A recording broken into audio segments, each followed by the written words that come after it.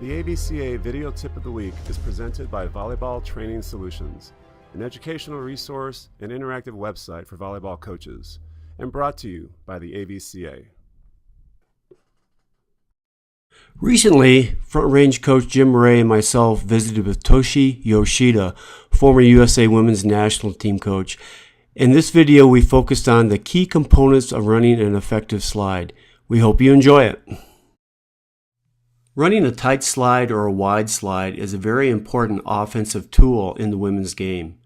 When we visited Coach Toshi Yoshida's gym in Japan, we found a very effective slide hitter, and we wanted to spend some time examining the components of running an effective slide and see if we can impart some of these components into our own gymnasiums. As we go through these clips, you'll see where the attacker runs to the point of attack, elbows are bent, and she goes slow to fast. You'll also see as she leaves the ground, she drifts horizontally. She stays off the net, as you can see here, drifts to the point of attack, and attempts to attack the ball before the block can be well formed.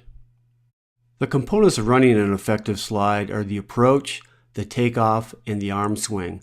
Let's examine each of these a little more closely. The approach to the slide is a running motion. Notice how the elbows are bent, long strides, and we want to go from slow to fast to the point of attack.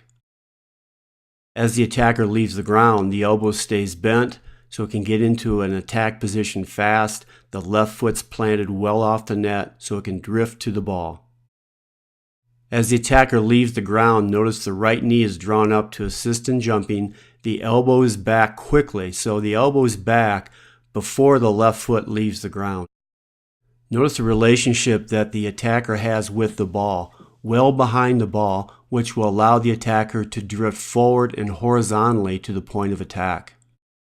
The timing for the tight slide is the hitter leaves the ground as the setter touches the ball. So you can see the left foot's on the ground, the setter's touching the ball, the right arm is already back.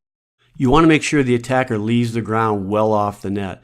This will allow the attacker to drift both forward and horizontally to the point of attack. Once the attacker is in the air, the elbow is drawn way back, opening the upper body and allowing a lot of rotation into the ball, which will create more velocity in the attack. As the attacker rotates their upper body into the ball, the elbow is rotated up nice and high. That will facilitate a high contact point. As a result of rotating the elbow up, the hand is thrown vertically to the point of attack, and notice how the contact is full extension in front of the hitting shoulder. So in summary, we're going slow to fast on the approach, keep the elbows bent and relaxed, get into hitting position quickly, stay off the net, and then drift forward to the ball, lots of rotation into the swing.